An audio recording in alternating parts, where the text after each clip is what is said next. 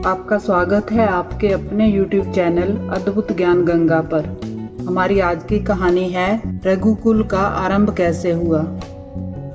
शास्त्रों में राजा को भगवान की विभूति माना गया है। राजा को साधारण व्यक्ति से श्रेष्ठ माना जाता है। चक्रवर्ती सम्राट को राजाओं में भी अधिक श्रेष्ठ माना गया है। ऐसे ही पृथ्वी के एक क्षत्र सम्राट सूर्यवंशी राजऋषि दिलीप एक महान गो भक्त हुए। महाराज दिलीप और देवराज इंद्र में मित्रता थी। देवराज इंद्र के बुलाने पर महाराज दिलीप एक बार स्वर्गलोक गए। उस समय देवताओं और असुरों में युद्ध चल रहा था।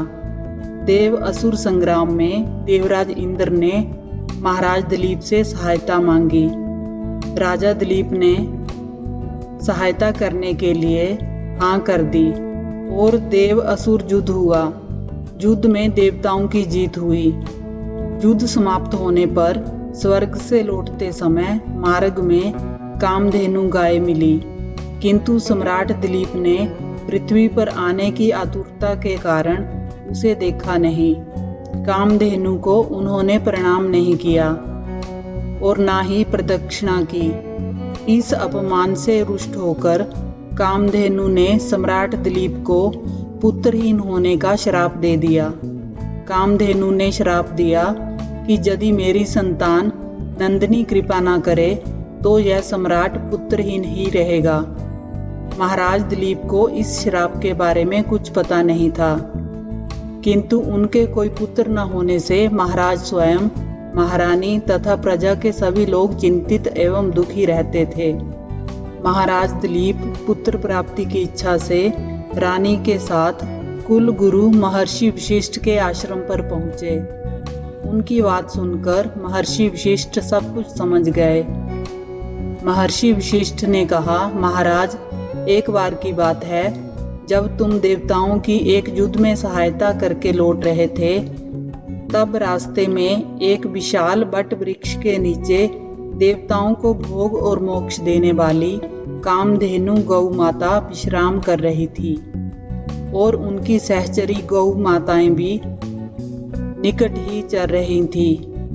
तुम्हारा अपराध ये है कि तुमने शीघ्रतावश अपना विमान रोककर उन्हें प्रणाम नहीं किया, जबकि राजन, यदि रास्ते में कहीं भी गौ वंश दिखे तो दाएं ओर होकर राह देते हुए उन्हें प्रणाम करना चाहिए।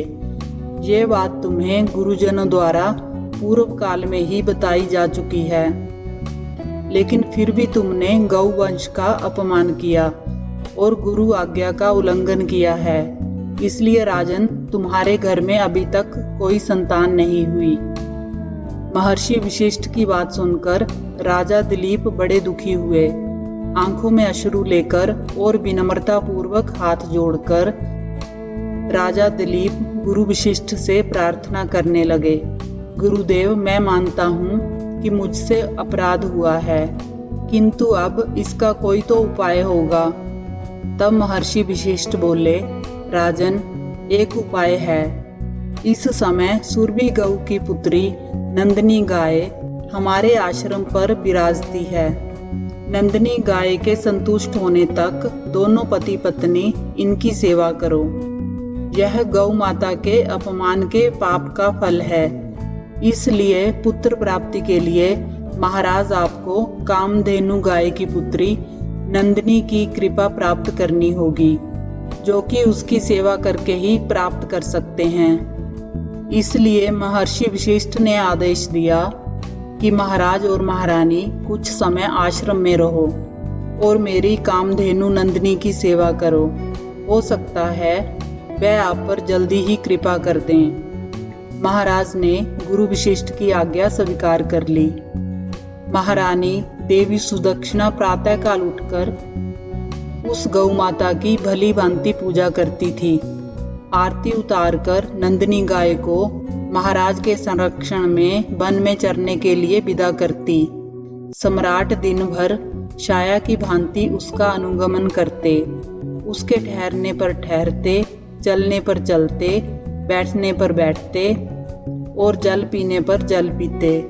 संध्या काल में जब सम्राट के आगे आगे बाल बत्सा नंदिनी आश्रम को लौटती तो महारानी देवी सुदक्षिणा हाथ में अक्षत पात्र लेकर उसकी प्रदक्षिणा करके उसे प्रणाम करती और अक्षत आदि से पुत्र प्राप्ति रूप अभीष्ट सिद्धि देने वाली उस नंदिनी गाय का विधिवत पूजन करती। अपने बछड़े को यथेष्ट पेयपान कराने के बाद दूह ली जाने पर नंदिनी गाय की रात्रि में दंपति पुनः परिचर्या करते। अपने हाथों से कोमल हरित शशप कवल खिलाकर उसकी परितृप्ति करते और उसके विश्राम करने पर शयन करते। इस तरह नंदिनी गाय की परिचर्या करते 21 दिन बीत गए। एक दिन वन में नंदिनी गाय के साथ चलते चलते महाराज दिलीप की दृष्टि क्षण भर के लिए जंगल की प्राकृतिक सुंदरता में अटक गई कि तभी उन्हें नंदिनी गाय का दर्द भरा स्वर सुनाई दिया। वह एक भयानक शेर के पंजों में फंसी छटपटा रही थी। महाराज दिलीप ने आक्रामक शेर को मारने के लिए अपने तरकश से तीर निकालना चाहा, किंतु उनका हाथ जड़वत होकर वहीं अटक गया। वे एक मूर्ति की तरह से खड़े रह गए और भीतर ही भीतर छटपटाने लगे।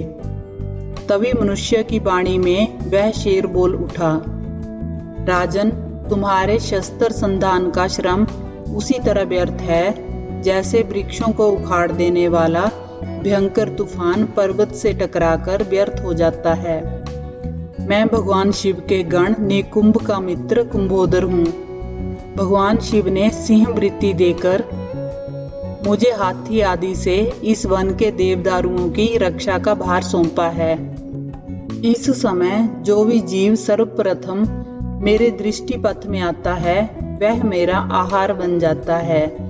इस गाय ने इस संरक्षित वन में प्रवेश करने की अनाधिकार चेष्टा की है और मेरे भोजन के समय में यह मेरे सम्मुख आई है, अतः मैं इसे खाकर अपनी भूख शांत करूंगा। तुम लज्जा और ग्लानि छोड़कर वापस लौट जाओ। किंतु महाराज दिलीप भय और व्यथा से छटपटाती, नेत्रों से अविरल अश्रुधारा बहाती नंदिनी गाय को देखकर करुणा विगलित हो उठे। उन्हें संध्या काल में अपनी मां की उत्कंठा से प्रतीक्षा करने वाले उसके दूध मुँहे बछड़े की याद आई। नंदिनी का मातृत्व उन्हें अपने जीवन से कहीं अधिक मूल्यवान जान पड़ा और उन्होंने शेर से प्रार्थना की कि वह उनके शरीर को खाकर अपनी भूख मिटा लें और इस बाल बच्चा नंदिनी गाय को छोड़ दें। शेर ने राजा के इस अद्भुत प्रस्ताव का उपहास करते हुए कहा, राजन, तुम चक्रवर्ती सम्राट हो। गुरु को नंदिनी गाय के बदले करोड़ों दुधारू गौएं देकर प्रसन्न कर सकते हो। अभी तुम युवा हो।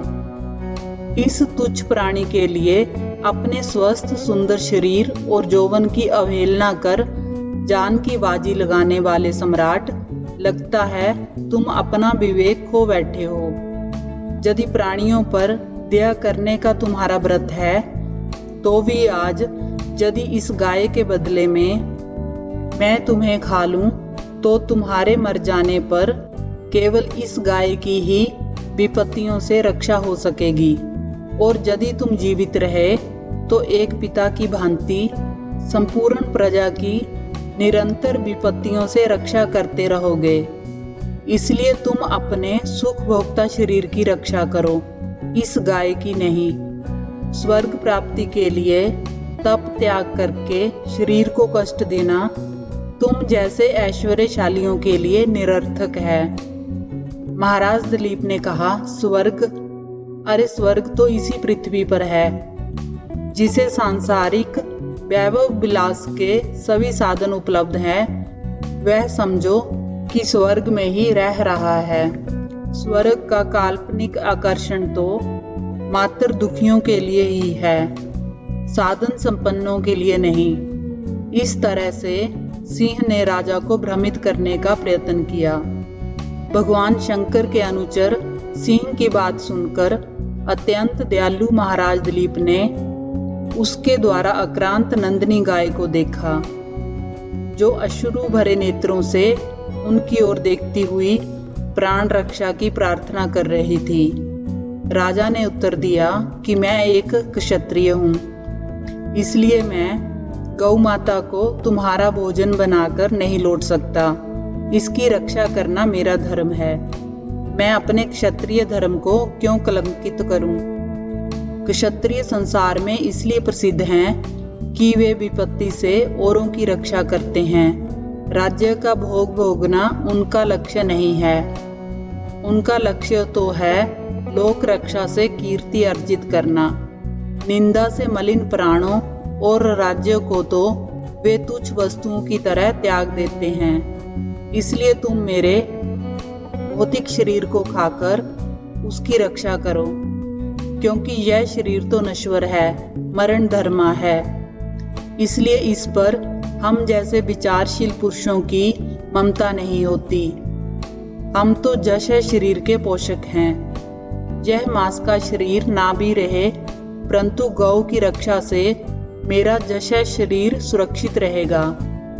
संसार यही कहेगा कि गौ माता की रक्षा के लिए एक सूर्यवंश के राजा ने अपने प्राणों की आहुति दे दी। एक चक्रवर्ती सम्राट के प्राणों से भी अधिक मूल्यवान एक गाय है। सिंह ने कहा, अगर आप अपना शरीर मेरा आहार बनाना ही चाहते हैं तो फिर ठीक है, मैं इसे छोड़ देता हूँ। सिंह के स्वीकृति देने पर सम्राट दिलीप ने शस्त्रों को फेंक दिया और सिंह के आगे अपना शरीर एक मांसपिंड की तरह खाने के लिए डाल दिया, और वे सिंह के सामने जाकर सिर झुकाए आक्रमण की प्रतीक्षा करने लगे।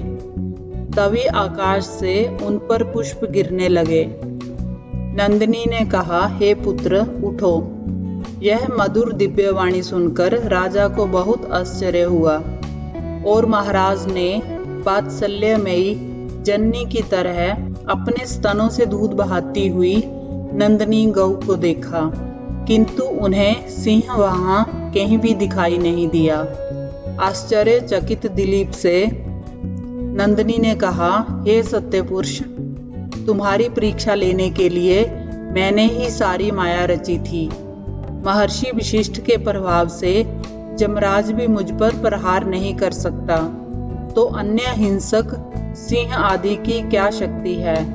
मैं तुम्हारी गुरु भक्ति से और मेरे प्रति प्रदर्शित दया भाव से अत्यंत प्रसन्न हूँ। वर मांगो। तुम मुझे दूध देने वाली मामूली गाय मत समझो, अपितु संपूर्ण कामनाएं पूरी करने वाली कामधेनु जानो। राजा ने दोनों हाथ जोड़कर वंश चलाने वाले अनंत कीर्ति पुत्र की जाचना की। नंदिनी ने तथास्तु कहा। नंदिनी ने कहा, राजन, मैं आपकी गौ भक्ति से अत्यधिक प्रसन्न हूँ। मेरे स्तनों से दूध निकल रहा है, उसे पत्ते के दोने में दुहकर पी लेने की आज्ञा गौ माता ने दी और कहा, तुम्हें अत्यंत प्रतापी पुत्र की प्राप्ति होगी। यह सुनकर राजा ने निवेदन किया, माँ, बछड़े के पीने तथा होम आदि अनुष्ठान के बाद बचे हुए तुम्हारे दूध को ही मैं पी सकता हूँ। दूध पर पहला अधिकार बछड़े का है और द्वितीय अधिकार गुरुजी का है। राजा के धैर्य ने नंदिनी के हृदय को जीत लिया। वह प्रसन्न मना कामधेनु राजा के आगे आगे आश्रम को लौट आई। राजा ने बछड़े के दूध पीने के बाद तथा अग्निहोत्र से बचे हुए दूध को महर्षि की आज्ञा पाकर ग्रहण किया। इसके परिणाम स्वरूप कुछ समय बाद उन्हें पुत्र रत्न की प्राप्ति हुई। इस गुणवान पुत्र का नाम रघु रखा जाता है, जिसके पराक्रम के कारण ही इस वंश को रघुवंश के नाम से जाना जाता है।